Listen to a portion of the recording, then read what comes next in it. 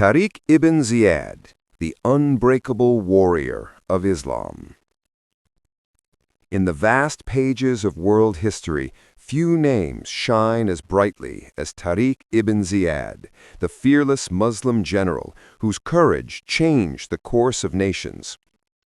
Born around 670 CE in North Africa, in the region that is now modern-day Algeria, Tariq grew up during the golden age of Islamic expansion, a time when the call of faith and valor echoed across deserts and seas. He was a Berber by origin, strong of body, sharp of mind, and unmatched in his determination. From a young age, Tariq displayed both intelligence and discipline, qualities that soon caught the attention of his commanders. His rise in the Umayyad army was swift, for his bravery in battle was evident to all who witnessed it. By the year 710 CE, the governor of Ifriqiya, Musa ibn Nusayr, recognized Tariq's unmatched potential and appointed him as the commander of the Muslim forces in Tangier. It was here that Tariq's destiny began to take shape, a destiny that would lead him across the narrow sea to the Iberian Peninsula, to a land that would later be known as Al-Andalus. The crossing to Spain, a moment of destiny. In 711 CE, Tariq Ibn Ziyad led an army of about 7,000 men, mostly Berbers, many of whom were new to Islam, across the treacherous waters of the Strait of Gibraltar. The very rock where they landed would forever bear his name, Jabal al-Tariq, or the Mountain of Tariq, which the world today knows as Gibraltar. Legend says that after arriving on the shores, Tariq ordered the ships to be burned.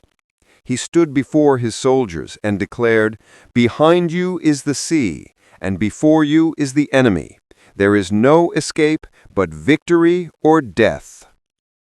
This act of ultimate faith and determination became a symbol of absolute courage. It showed not only his military genius, but also his deep understanding of human psychology. Removing any path of retreat forced his men to fight with unmatched resolve. The Battle of Guadalete, the rise of a legend.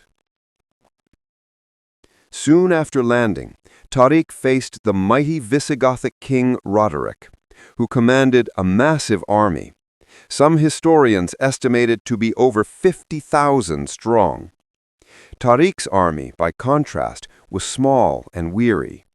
But what they lacked in numbers, they made up for in faith, strategy, and unity.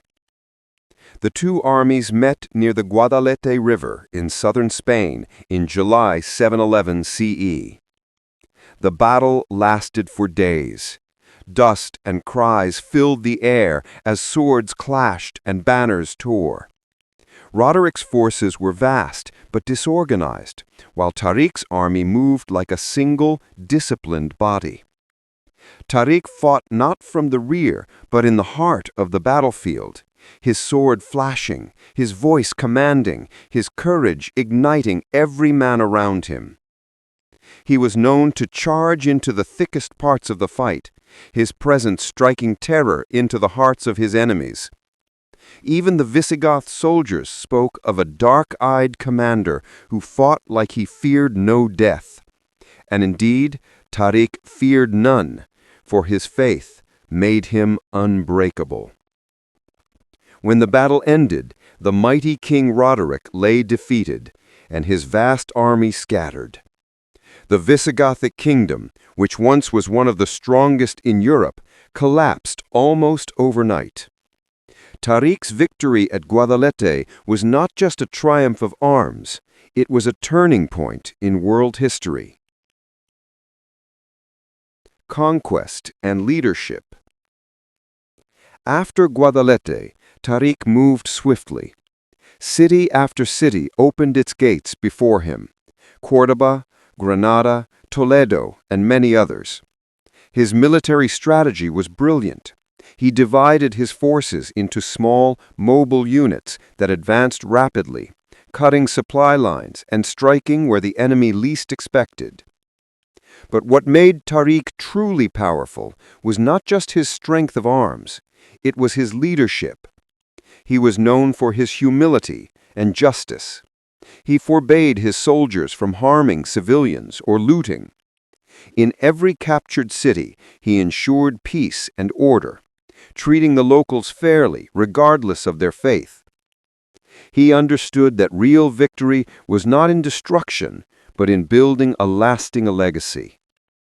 Under his command, Al-Andalus began its transformation into a land of knowledge, culture, and prosperity, a place that would shine for centuries to come. Fear and respect, the legend in his lifetime. To his enemies, Tariq Ibn Ziyad was a name whispered with dread. Stories spread quickly of a commander who never retreated, who seemed to appear everywhere on the battlefield at once.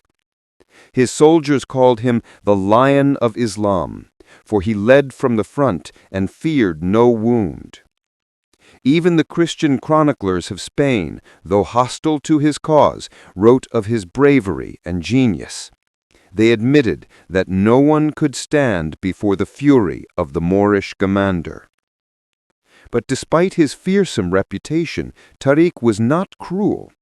His men described him as calm, wise, and deeply faithful. He inspired loyalty not through fear, but through respect. Soldiers said that when Tariq spoke, his words set the heart on fire and filled the eyes with tears.